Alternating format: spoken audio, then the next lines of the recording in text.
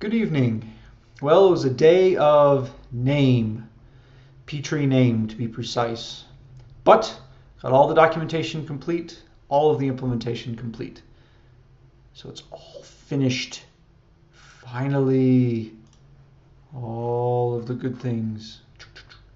Okay, so a little teeny demo. Initializing vgraph. Vgraph initialized. Server started. There we go. So what we can do is we'll use this convenience method. Well, let's create a person first. So we have a person, yay! And we can go here and say name and say get. We say, oh, there are no names associated with this.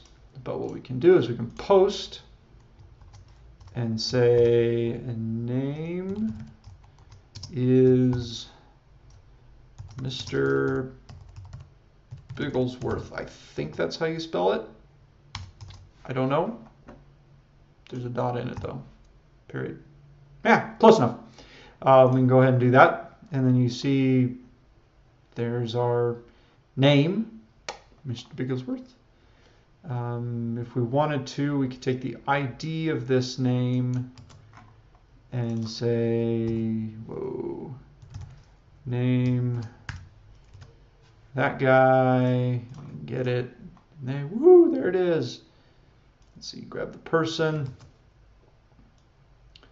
So if you go person, oh man, I need to clear my history.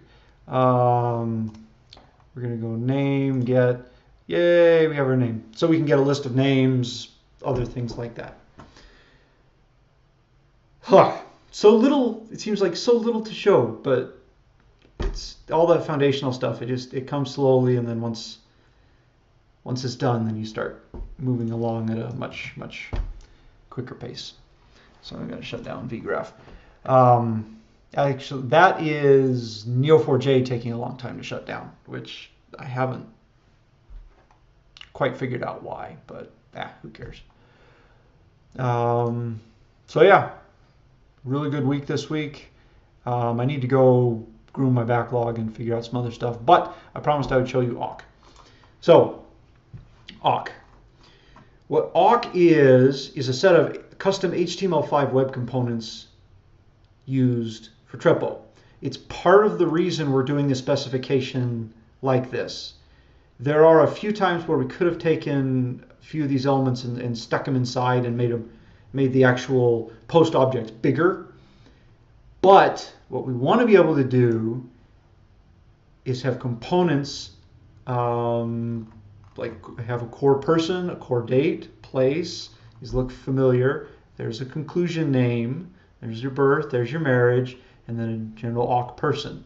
So you can do things like in the index, you can say, okay, you instantiate an awk person and pass in his identifier, and that will create all of the HTML necessary to view and update and edit that person.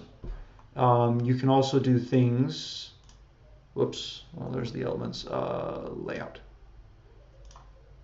So you can say, okay, there's a conclusion name, and you pass in the person, it'll get the name. This is actually wrong. You have to pass in the identifier of the name, or maybe not. I don't know, I shouldn't design while I'm sitting here speaking.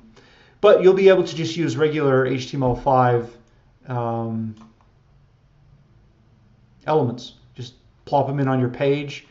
They'll have dynamic JavaScript elements to them. Core component. No, I don't have any good examples right now.